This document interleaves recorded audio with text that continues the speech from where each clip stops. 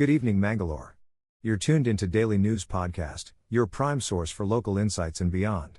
Today's stories will take you from the heart of our community to the broader national stage, covering everything that matters.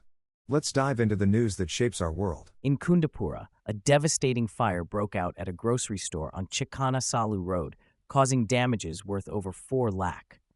The shop, owned by Chandrasekhar, popularly known as Chandrana, caught fire soon after he left to visit the Sri Mailareswara temple.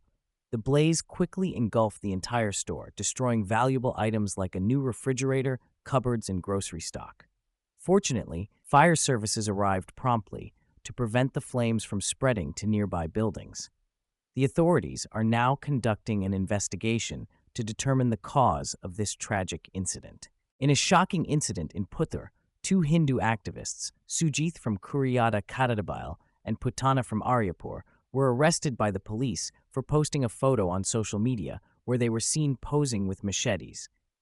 The photo went viral, causing panic among the people. Sujith, who was reportedly associated with the Hindu Jagarana Vediki in the past, and Putana were apprehended after a suo moto case was filed against them. Authorities are investigating the matter closely to ensure the safety and security of the local community. In a concerning development, 2 sisters, Manju and Malu, aged 24 and 18 respectively, who hail from Hiriyadka, have gone missing since April 3rd. Manju, who is married, has been staying at her maternal home for the past year. The families are anxious and seeking help from the public in locating the missing sisters. Anyone with information is urged to contact the local authorities. In a major breakthrough, 27 stolen mobile phones in Udupi town police station limits were recovered and returned to their rightful owners. The phones were traced through the CIER portal, leading to their successful retrieval. DISP Prabhu DT of Udupi subdivision facilitated the handover of the devices to the owners. The event took place in the presence of Udupi Town Police Station Inspector Manjnabadagar, as well as SPs Punith Kumar and Bharathesh. This marks a significant step towards combating theft and ensuring the safety of the community in Udupi. In a dramatic incident on Wednesday evening, a car lost control and climbed a divider on the national highway near Udupi in Mangaluru. The vehicle was traveling from Padil to Nanthur when the mishap occurred. Fortunately, the driver escaped unharmed. Prompt action by locals helped in safely bringing the car down from the divider back onto the road. Tragedy struck near Jayapura as a KSRTC bus en route from Mangaluru to Sringeri veered off the road, crashing into a house belonging to Pujari. Reports confirmed 30 passengers on board sustained injuries, with 10 receiving treatment at the Jayapura Government Hospital. The driver, Venkappa, and another individual were shifted to Kopa Hospital for critical care. The accident has prompted allegations of overspeeding and poor maintenance of the bus, resonating concerns among locals. Shanta, a resident of the affected house, also suffered injuries. Swift aid from the community ensured prompt transfers to medical facilities. Authorities have initiated an investigation, registering a case at Jayapura Police Station. Our thoughts are with those affected by this unfortunate incident. In a significant development, Minister of State for Railways, V. Somanna, is all set to flag off the extension of 2 services of the Mangalore Central Kundapura passenger train to Subrahmanya Road. The long-awaited Kundapura Express will now travel to Subrahmanya Junction, fulfilling a major demand.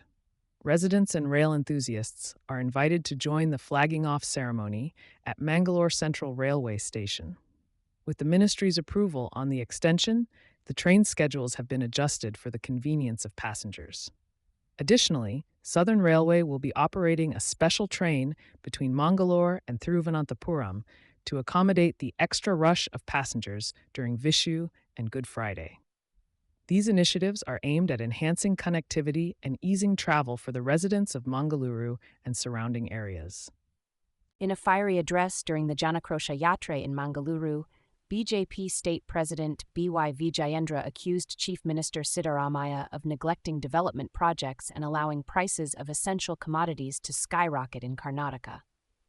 Vijayendra alleged that the Chief Minister's hesitancy to tour the state indicates his fear of losing power.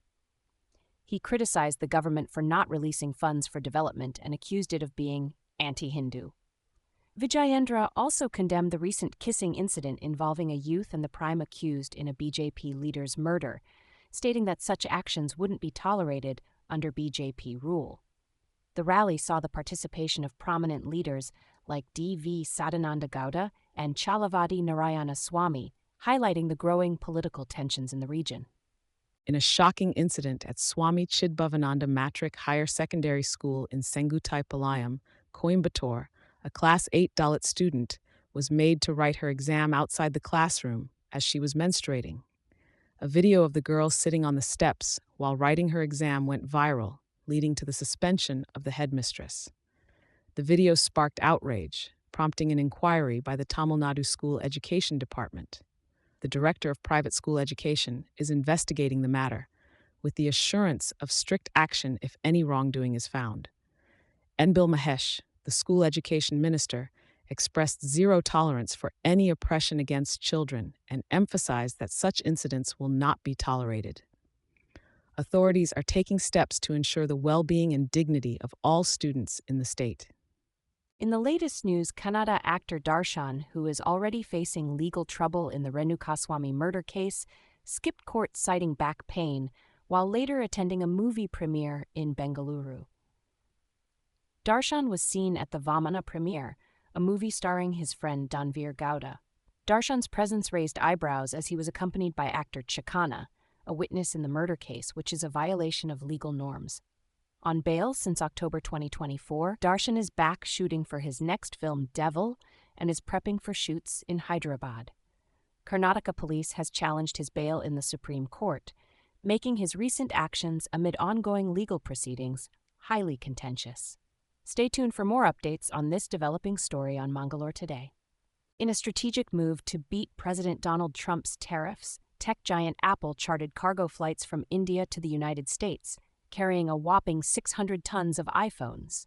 This amounts to approximately 1.5 million iPhones being transported to the U.S.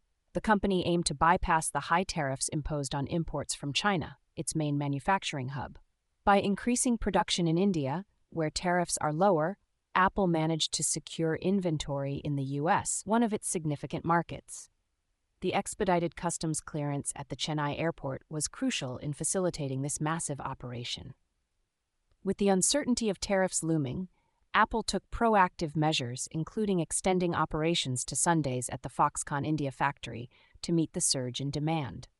This move signifies Apple's commitment to diversifying its manufacturing base beyond China and establishing India as a key player in its production network.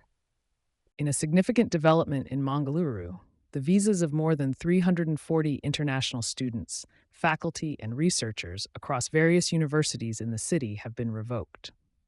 Students are facing the threat of deportation for reasons ranging from minor traffic infractions to participation in political activities.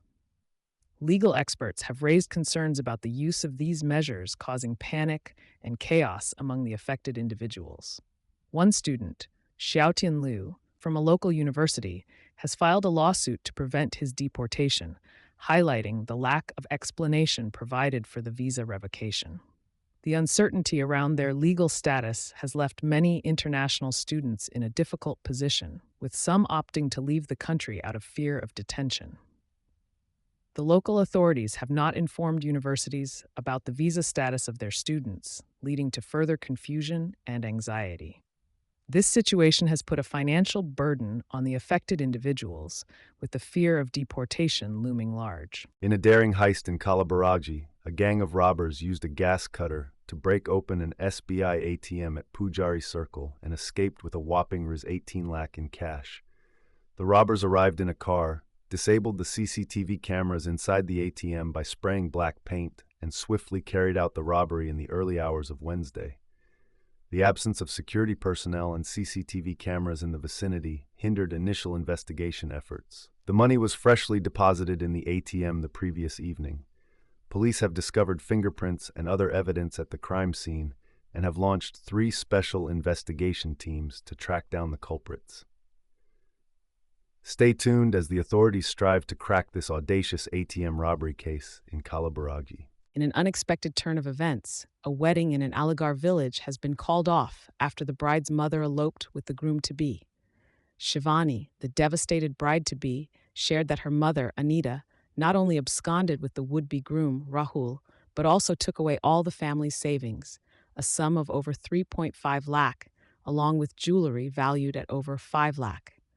Shivani's father, Jitendra Kumar, revealed that Anita and Rahul had been in constant communication for months, leading to suspicion.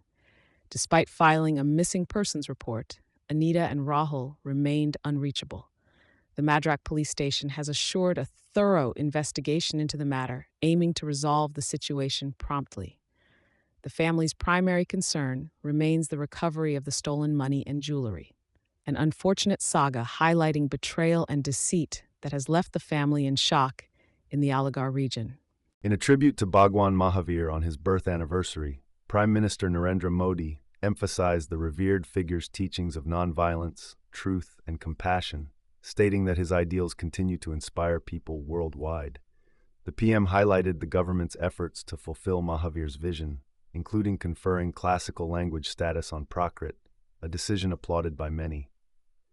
Meanwhile, in Varanasi, PM Modi is set to launch projects worth 3,880 crore, focusing on rural and urban development. These initiatives include drinking water projects, educational centers, infrastructure enhancements, and beautification projects. Tight security measures have been put in place for Modi's visit, with thousands of personnel deployed to ensure safety during his public address and inauguration of various projects. The event will be held outside city limits, with traffic and crowd control measures in place to facilitate smooth proceedings. In a major development, the Directorate of Revenue Intelligence has uncovered the involvement of Rania Rao and Tarun Kanduru Raju in a significant gold smuggling case. The DRI revealed that the duo smuggled over 31 kilos of gold into India, with operations stretching to hawala transactions to route money for the purchase. While Rania was caught at the Kempegowda International Airport with 14.2 kilograms of concealed gold, Raju, a U.S. citizen, was arrested later. Despite his counsel's claims about his ties to the country, the court found Raju to be a flight risk and denied bail. The judge highlighted the repeated travels to Dubai by the duo, indicating a pattern in their modus operandi. The court emphasized the public interest at stake and the potential risk of Raju evading justice, ultimately leading to the rejection of his bail plea. In a recent spotlight on environmental achievements in India, Anand Mahindra hailed Dr. R.K. Nair for his exceptional work in creating the world's largest Miyawaki forest in Kutch, Gujarat. Dr. Nair, a passionate environmentalist and founder of the Enviro Creators Foundation, has spearheaded the planting of over 100 Miyawaki forests across the country since 2014. His dedication to restoring ecosystems and planting native trees has garnered widespread praise, with netizens dubbing him India's Miyawaki Man. The Miyawaki technique, pioneered by Japanese botanist Akira Miyawaki, is known for its rapid growth and biodiversity, fostering self-sustaining forests. Dr. Nair's ambitious goal to plant 100 crore trees by 2030 aims to secure a greener future for all. Netizens have lauded him as an unsung hero and a beacon of hope, emphasizing his real, tangible impact on both people and the planet. In a surprising move, President Donald Trump has announced a 90-day pause on global tariffs, just hours after imposing them on nearly 60 countries. However, the president has decided to increase tariffs on all Chinese exports to the United States to a staggering 125%. Following this announcement, stock markets saw a significant boost, with the S&P 500 climbing about 7%, marking the best day since the 2008 financial crisis. Trump attributed the tariff pause to market concerns and investor fears. Despite attempts by his advisors to spin the decision as a victory, analysts remain skeptical, with many viewing it as a response to the recent stock market turmoil and calls for better negotiation strategies. Trump's bold trade policies continue to shape global economic dynamics, with China remaining a key player in the ongoing trade tensions. We're grateful for your time and attention on today's news podcast. For a deeper dive into today's topics, our website mangaloretoday.com has you covered. And if you haven't yet, subscribing to our channel is the best way to stay updated. Thank you, and see you next time.